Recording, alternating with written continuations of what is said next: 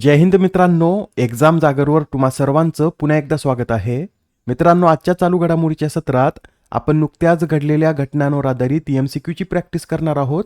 यातील एक एक प्रश्न अत्यंत महत्त्वाचा आहे, त्यासाठी व्हिडिओ शेवटपर्यंत पहा व आपल्या मित्रांसोबत सुद्धा शेअर करा, जेणेकरून येणाऱ्या एक्झाममध्ये त्यांना सुद्धा याचा फायदा होईल. आणि याच्या व्हिडिओची PDF डाउनलोड करायची असेल तर तुम्ही एक्झाम जागर या टेलिग्राम चॅनलवरून ती डाउनलोड करू शकता. आजची PDF संध्याकाळी 6 वाजता उपलब्ध होईल. चला तर आपण आजच्या सत्राला सुरुवात करूया. पहिला प्रश्न पहा. 2026 मधील फ्रेंच ओपन पुरुष एकेरीचं विजेतेपद कोणी पटकावले? या प्रश्नाचं उत्तर आहे पर्याय क्रमांक 1 म्हणजेच अलेक्झांडर झ्वेरेव यांनी या स्पर्धेचं विजेतेपद पटकावले. त्यांनी अंतिम सामन्यात इटलीच्या फ्लॅवियो कोबोली यांना हरवत या स्पर्धेचं विजेतेपद पटकावलेलं आहे. हे त्यांच्या कारकिर्दीतील पहिलं ग्रँडस्लॅम विजेतेपद ठरलं आहे. आणि मित्रांनो, 1996 मध्ये बोरिस बेकर यांच्यानंतर ग्रँडस्लॅम एकेरीचं विजेतेपद मिळवणारे झ्वेरेव हे पहिले जर्मन खेळाडू ठरले आहेत. महत्त्वाचा पॉईंट आहे, लक्षात ठेवा. 1996 मध्ये बोरिस बेकर यांच्या विजयानंतर ग्रँडस्लॅम एकेरीचं विजेतेपद मिळवणारे झ्वेरेव हे पहिले जर्मन खेळाडू ठरले आहेत. आपल्याला असं विचारलं जाऊ शकतं की अलेक्झांडर झ्वेरेव हे कोणत्या देशाचे खेळाडू आहेत? तर ते जर्मनी या देशाचे खेळाडू आहेत. बरी जी फ्रेंच ओपन स्पर्धा आहे ही कोणत्या नावाने ओळखली जाते? तर रोलँड गॅरोस या नावाने देखील ही स्पर्धा ओळखली जाते. एक्झाममध्ये रोलँड गॅरोस असं आल्यावर कन्फ्यूज होऊ नका. रोलँड गॅरोस म्हणजेच फ्रेंच ओपन. आता हा प्रश्न पहा. खालील विधाने अभ्यासून यातील आपल्याला अयोग्य विधान निवडायचं आहे. पहिलं विधान पहा. 19 वर्षीय मीरा आंद्रीवाने फ्रेंच ओपन 2026चं विजेतेपद पटकावलं. विधान बरोबर आहे. फ्रेंच ओपन महिला एकेरीचं विजेतेपद आता मीरा आंद्रीवा यांनीच पटकावलं आहे. दुसरं विधान पहा. अवघ्या 19व्या वर्षी हे विजेतेपद पटकावून आंद्रीवा 1992 मध्ये मोनिका सेलेस यांच्यानंतर फ्रेंच ओपन जिंकणारी सर्वात तरुण महिला ठरली. हे सुद्धा विधान बरोबर आहे. मोनिका सेलेस यांनी वयाच्या 18व्या वर्षी ही स्पर्धा जिंकली होती व त्यांच्यानंतर ही स्पर्धा जिंकणारी मीरा आंद्रीवा ही सर्वात तरुण महिला खेळाडू ठरली आहे. आता तिसरा पर्याय पहा. हे तिच्या कारकिर्दीतील पहिलं ग्रँडस्लॅम विजेतेपद आणि 6वे WTA टूर स्तरीय एकेरी विजेतेपद आहे. मित्रांनो, हा सुद्धा पर्याय बरोबर आहे. हे त्यांचं पहिलंच ग्रँडस्लॅम विजेतेपद असून 6वं WTA टूर स्तरीय एकेरी विजेतेपद आहे. आता वरचे 3 पर्याय बरोबर म्हणजेच हा पर्याय चुकीचा असेल तरी आपण एकदा पाहून घेऊया या पर्यायात काय सांगितलंय. फ्रेंच ओपन महिला एकेरीचे विजेतेपद पटकावणारी मीरा आंद्रीवा ही पहिलीच रशियन खेळाडू आहे. आणि हेच विधान चुकीचं आहे, कारण यांच्या आधी 2014 साली मारिया शारापोवा यांनी फ्रेंच ओपन एकेरीचं विजेतेपद पटकावलं होतं. बरं, आंद्रीवाने अंतिम सामन्यात कोणाला हरून ही स्पर्धा जिंकली? तर पोलंडच्या माजा च्वालिन्स्का यांना हरून त्यांनी या स्पर्धेचं विजेतेपद पटकावलं आहे. या स्पर्धेतील इतर विजेते सुद्धा नोट करून घ्या. पुरुष दुहेरीचं विजेतेपद मार्सेल ग्रॅनोल्स व होरासिओ जेबालोस यांनी पटकावलं. महिला दुहेरीचं विजेतेपद कॅटेरिना व टेलर टाउनसेड यांनी पटकावलं. तर मिश्र दुहेरीचं विजेतेपद सारा इराणी व अँड्रिया वावासोरी यांनी पटकावलं आहे. आता हा प्रश्न पहा. न्यू तेपेई सिटी खुल्या ॲथलेटिक्स स्पर्धेत भारताने किती सुवर्ण आणि रौप्य पदके जिंकली? तर या स्पर्धेत भारताने 2 सुवर्ण व 2 रौप्य पदक पटकावली आहेत. म्हणजे या प्रश्नाचं उत्तर काय असेल? तर पर्याय क्रमांक 2 हे या प्रश्नाचं उत्तर आहे. त्यात महिलांच्या लांब उडी स्पर्धेत भारताच्या शैली सिंग यांनी 6.24 मीटरची सर्वोत्तम उडी मारत सुवर्ण पदक पटकावलं आहे. तसेच दुसरे सुवर्ण भारताने महिलाच्या 4x100 मीटर रिले संघ प्रकारात पटकावला आहे. पुढील प्रश्न. राष्ट्रकुल संसदीय संघटनेची उत्तर विभागीय बैठक कोठे आयोजित करण्यात आली? या प्रश्नाचं उत्तर आहे पर्याय क्रमांक 3 म्हणजेच या राष्ट्रकुल संसदीय संघटनेची उत्तर विभागीय बैठक ही चंदीगडमध्ये आयोजित करण्यात आली. ही बैठक 8 जून पासून सुरू झाली असून 10 जून पर्यंत याचं आयोजन चालणार आहे. यंदा या बैठकीचं यजमानपद हरियाणा विधानसभेकडे आहे. बरं, या परिषदेचं उद्घाटन कोणी केलं? तर लोकसभेचे सभापती ओम बिर्ला यांच्या हस्ते या बैठकीचं उद्घाटन करण्यात आलं. व याची थीम काय?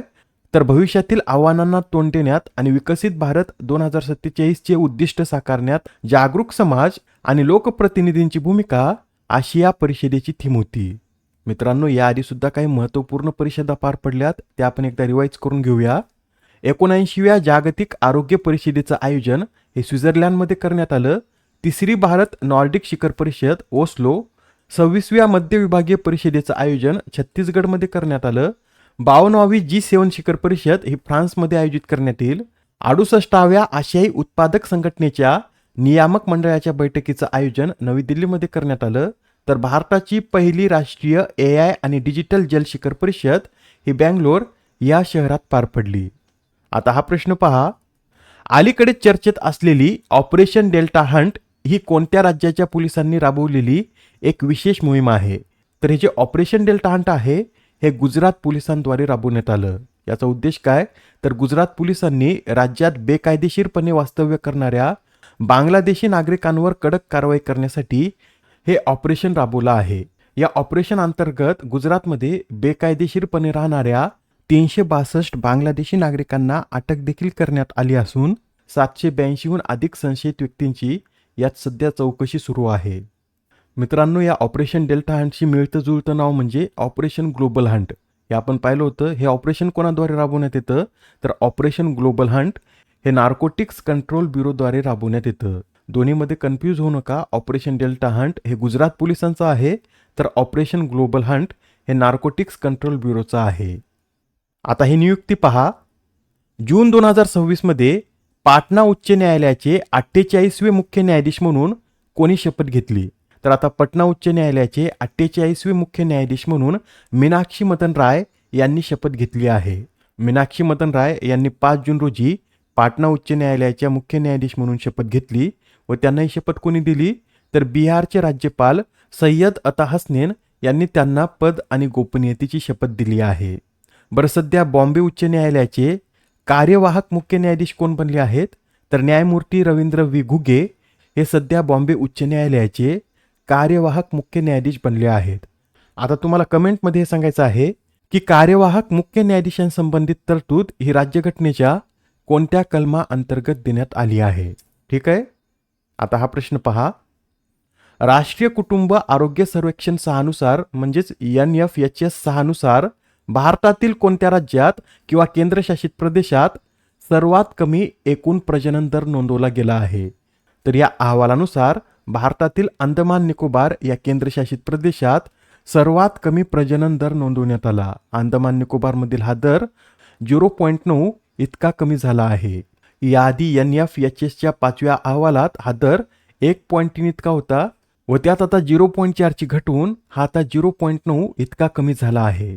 जर लोकसंख्येची स्थिरता ठेवायची असेल तर हा दर 2.1% इतका असावा, पण आता भारताचाच एकूण प्रजनन दर हा 1.9% इतका खाली आला आहे.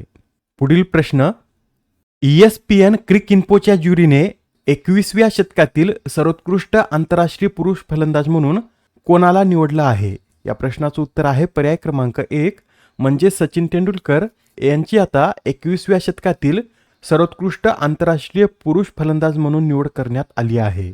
सचिन तेंडुलकर यांनी 2000 ते 2025 या काळात एकूण 19,945 आंतरराष्ट्रीय धावा केल्या आहेत आणि तसेच ते कसोटी आणि एकदिवसीय या दोन्ही प्रकारांमध्ये आंतरराष्ट्रीय क्रिकेटच्या इतिहासात सर्वाधिक धावा करणारे खेळाडू आहेत व यासाठी त्यांची आता 21व्या शतकातील सर्वोत्कृष्ट आंतरराष्ट्रीय पुरुष फलंदाज म्हणून निवड करण्यात आली. आता ही नियुक्ती पहा. जागतिक बँकेत भारताचे नवे कार्यकारी संचालक म्हणून कोणाची नियुक्ती करण्यात आली? तर मित्रांनो, आता जागतिक बँकेत भारताचे नवे कार्यकारी संचालक म्हणून नीलकंठ मिश्रा यांची नियुक्ती करण्यात आली आहे. नीलकंठ मिश्रा हे पुढील 3 वर्षासाठी भारताचे ED म्हणून कार्य करतील. मिश्रा सध्या ॲक्सिस बँकेत मुख्य अर्थशास्त्रज्ञ व ॲक्सिस कॅपिटलमध्ये ग्लोबल रिसर्चचे प्रमुख म्हणून कार्यरत आहेत. आजच्या सत्रामधील शेवटचा प्रश्न पहा. दरवर्षी जागतिक महासागर दिन कधी साजरा केला जातो? तर हा जो जागतिक महासागर दिन आहे हा दरवर्षी 8 जून रोजी साजरा केला जातो व यंदा या दिनाची थीम काय होती? तर strong marine protected areas for our blue planet अशी या वेळेसच्या दिनाची थीम होती. मित्रांनो, या आधीच्या सत्रात तुमच्यासाठीचा प्रश्न होता, भारतातील 100वे रामसर स्थळ म्हणून घोषित करण्यात आलेले जयप्रकाश नारायण पक्षी अभयारण्य कोणत्या राज्यात आहे? या प्रश्नाचं उत्तर आहे पर्याय क्रमांक 1 म्हणजेच हे अभयारण्य उत्तर प्रदेश या राज्यात असून हे आता उत्तर प्रदेशमधील 13वे व भारतातील 100व्या क्रमांकाचं रामसर स्थळ ठरलं आहे. आजच्या सत्रामधील तुमच्यासाठीचा प्रश्न पहा. नॉर्वे बुद्धिबळ स्पर्धेचे विजेतेपद पटकावणारा पहिला भारतीय बुद्धिबळपटू कोण ठरला आहे? आता या प्रश्नाचं उत्तर कमेंटमध्ये देण्याचा प्रयत्न करा. उत्तर चुकलं तरी काय हरकत नाही, कारण ज्यावेळेस तुम्हाला या प्रश्नाचं योग्य उत्तर माहीत होतं त्यावेळेस हा प्रश्न तुमच्या दीर्घकाळापर्यंत लक्षात राहतो. तर आता पुढच्या सत्रात पुन्हा भेटूया. धन्यवाद.